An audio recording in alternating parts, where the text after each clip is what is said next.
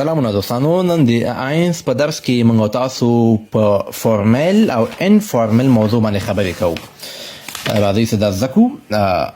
دا موږ سره فارمل دی او انفارمل. فارمل und انفارمل مطلب رسمي او غیر رسمي. کله چې موږ چا سره ملاقات کوو، سره مشي کوو، هغه ته وایي begrüßen oder verabschieden. سلام کلام یا ستړمشي او خدای پاماني. begrüßen سلام کلام ته وایي، ستړمشي ته وایي، او verabschieden وایي خدای پاماني ته. اول، دویم او دریم دا موږ سره چې دي فارمل دي، یعنې رسمي دي. په رسمي توګه موږ دا کوو. په رسمي توګه موږ اول چې کوو A او B دا دوه کسان دي. وایي ګوټن ټاګ، ورځ مو په خیر. وی هایسن زی، وایي تاسو څوک یاستئ یا تاسو نوم څه شی ده. دا فارمل طریقې سره دی، یعنې په رسمي توګه سره. په دې شکل موږ هغه خلکو سره ستړمسي کوو یا خدای پاماني کوو رسمي توګه باندې. کله چې څوک موږ څخه مشران وي، زموږ استادان وي، یعنې هغه سره موږ بیخي ګپ شپ نه لرو، نو موږ هغوی سره په رسمي توګه یا په فارمل طریقې سره هغوی سره موږ ملاقاتونه کوو او خدای پاماني کوو.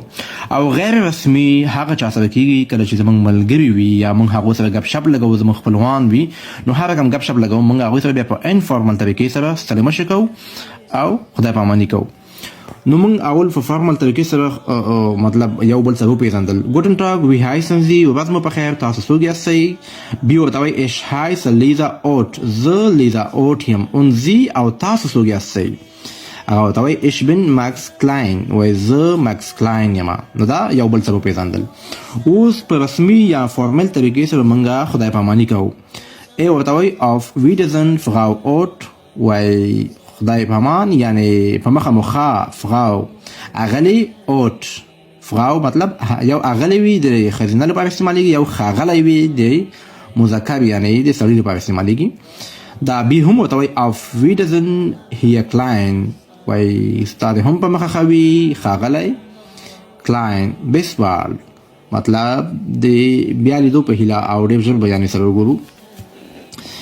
اوس موږ بل زده کوو. وایي ګوټن ټاګ فراو اوټ، ورځ مو په خیر اغلې اوټ. ګوټن ټاګ هیر کلاین، هغه هم ورته ویلي. اوس بي هم ورته وایي ګوټن ټاګ هیر کلاین، ورځ مو په خیر ښاغلی کلاین. وی ګیټ اس اینین، تاسو څنګه یاستئ. وایي تاسو څنګه یاستئ. رسمي یا فارمل طریقې سره وایي. هغه ورته وایي ډانکه، وایي زه ګود، وایي زه ښه یم، مننه. زه ښه یم، مننه. und ihnen او تاسو څنګه یاستئ. اغلی کلاین هم ورته وایي auch gut، زه هم ښه یم. ډانکه، له تاسو څخه هم مننه. نو دا موږ په رسمي توګه څه وکړل، یو بل وپېژندل سو، خدای پاماني هم وسوه، یعنې په مخه ښه هم وسوه، او چې سو بل یو بل څخه پوښتنه وکړه چې تاسو څنګه یاستئ.